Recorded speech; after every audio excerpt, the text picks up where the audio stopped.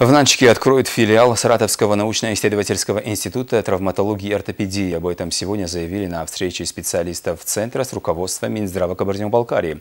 Совместная работа медиков двух регионов налажена давно, и они намерены расширить сотрудничество. Слово нашему специальному корреспонденту Сафару Гириеву.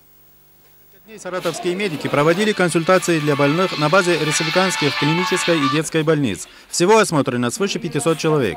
Более 200 из них – дети. 48 малышей отобрано для продолжения лечения в Саратове. Специалисты института не первый год проводят подобную работу в Кабардино-Балкарии. В прошлом, к примеру, половина проконсультированных, а их было чуть меньше, чем сейчас, затем получили высокотехнологичное лечение. Но Кабардино-Балкарию мы любим особенно. Мы, говорю, первые травматологи в Кабардино-Балкарии, которые приехали сюда, они закончили Саратовский научно-исследовательский институт, ординатуру и аспирантуру.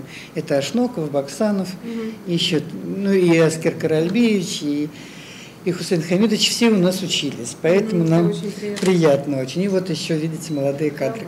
Недавно ректор Саратовского института травматологии и ортопедии Игорь Норкин направил Минздраву Кабардино-Балкарии письмо с благодарностью за содействие в организации работы врачей.